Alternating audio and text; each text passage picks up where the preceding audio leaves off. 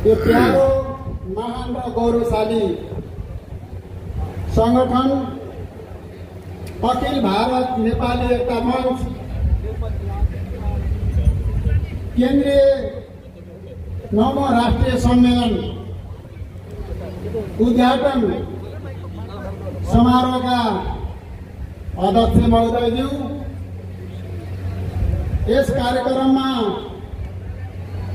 प्रमुख अतिथिको रूपमा आउनुभएका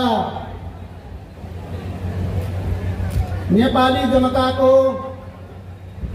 महान र गौरवशाली पार्टी नेपाल कम्युनिस्ट पार्टी माओवादी पार्टीका उपाध्यक्ष एवं पूर्व सम्माननीय प्रधानमन्त्री पम्पा भुषालज्यू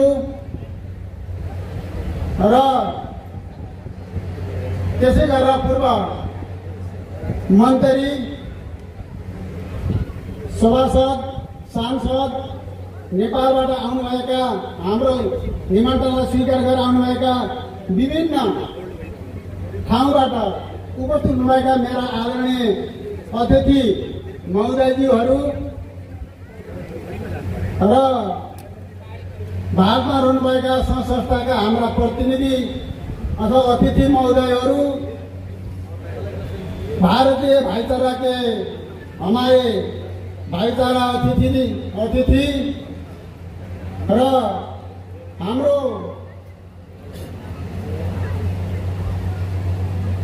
संगठनकै पूर्व अध्यक्ष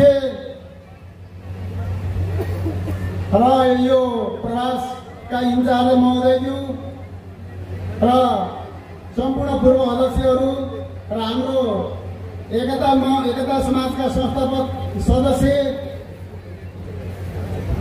पूर्व अध्यक्षहरू र यो सम्मेलनमा आउनुभएका कलाकार, प्रतिनिधि, प्रदर्शक, दर्शक, पत्रकार, सम्पूर्ण जनसमुदायहरूमा मेरो तर्फबाट यो सम्मेलन आयोजक समितिको तर्फबाट तपाईहरुलाई हार्दिक स्वागत अभिवादन गर्न चाहन्छु। साथीहरू, हाम्रो यो अखिल भारत नेपाली एकता मञ्च लामो इतिहास बोकेको संगठन हो।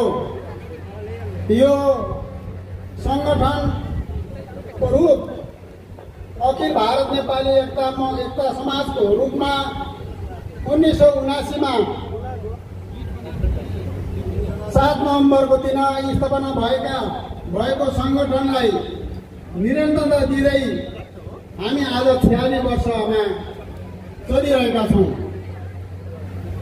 र यो संगठन निर्माण गर्ने एउटा चाहिँ नेता राजु नेपालीजी पनि हामीले चाहिँ उपस्थित गराउन सफल भएका छौँ।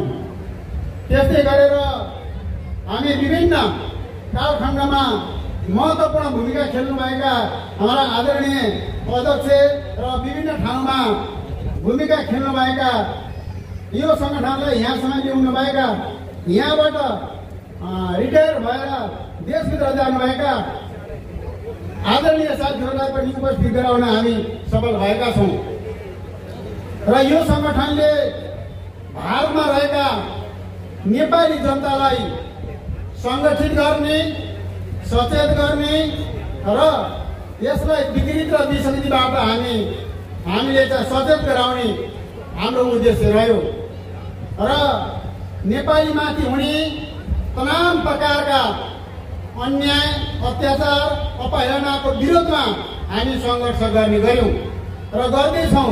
आगामी दिनमा पनि यो भारतवर्षमा नेपाली जनतामाथि हुने तमाम प्रकारका अन्याय, अत्याचारको विरोधमा हामी यो संगठनले निरन्तर सङ्घर्ष गर्दै आउनेछौँ, गर्नेछौँ र यो संगठनले भारतमा रहेका नेपालीहरूको हक र हितको लागि काम त गरिरहेको छ।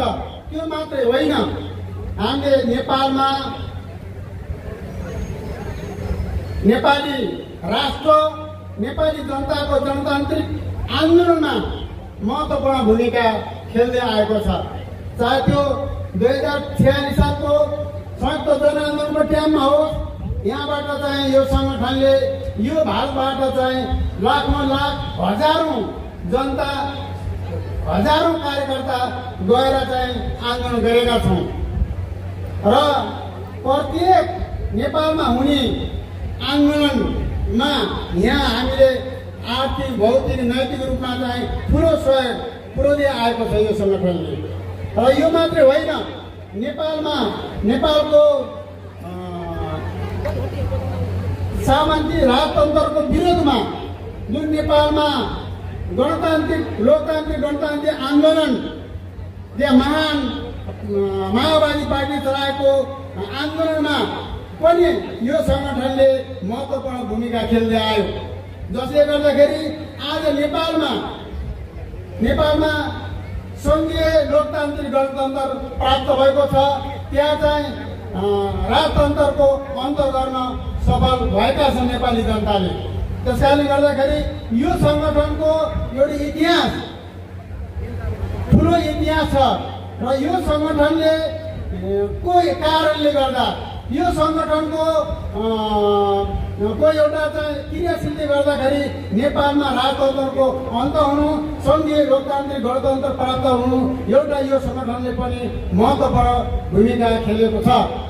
र आगामी दिनमा पनि नेपालमा जनताको पक्षमा, राष्ट्रको पक्षमा, शोषित पीडित नेपाली जनताको पक्षमा हुने तमाम खालका चाहिँ सङ्घर्षमा पनि आगामी दिनमा यो सङ्गठनले चाहिँ आर्थिक भौतिक नैतिक रूपमा जोरदार रूपमा हामीले चाहिँ हिस्सा लिन सक्छौँ, गर्दै आएका छौँ, त्यसमा सहभागी हुन सक्छौँ।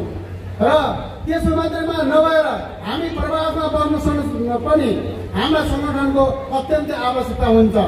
हामीलाई चाहिँ यो प्रवासमा चाहिँ हाम्रो सङ्गठन जति बलियो हुन्छ, जति सशक्त हुन्छ, जति हामी चाहिँ राम्रो क्रियाशीलताले अगाडि लग्छौँ यो सङ्गठनलाई, त्यति नै हाम्रो शक्ति बलियो हुन्छ र त्यति नै हामीमाथि परेका तमाम खालका अन्य अत्याचारका चाहिँ समस्याको समाधान गर्न सक्छौँ। र त्यसै गरेर नेपालमा अहिले जुन प्रकारले नेपाली जनताले नेपालमा चाहिँ राजतन्त्रलाई दाह संस्कार गरेर हामी मिल्काइसकेको, दाह संस्कार गरिसकेको राजतन्त्रको भूत अझै पनि त्यहाँ चाहिँ अहिले उठ्ने गरिरहेको छ। त्यो के भनेपछि नेपाली जनताको चाहिँ आक्रोशलाई अझै पनि चाहिँ उजागर गरिरहेको छ, ज्वाला उठाइरहेको छ। अब चाहिँ नेपालमा राजतन्त्र होइन, हामी चाहिँ पुनरुत्थानवादीलाई त अगाडि आउने होइन, हामी चाहिँ सङ्घीय लोकतान्त्रिक गणतन्त्रबाट चाहिँ समाजवादतिर जानुपर्छ। हामी चाहिँ यो समाजवादको लागि चाहिँ हामी सङ्घर्ष गर्नुपर्छ। अब राजतन्त्र फर्काउने होइन, सङ्घीय लोकतान्त्रिक गणतन्त्रलाई समाजवादतिर लग्नको लागि हाम्रो आन्दोलन अगाडि बढ्नुपर्छ र हाम्रो अग्रजहरूले पनि त्यही किसिमले अगाडि चाहिँ बढिरहनु भएको छ।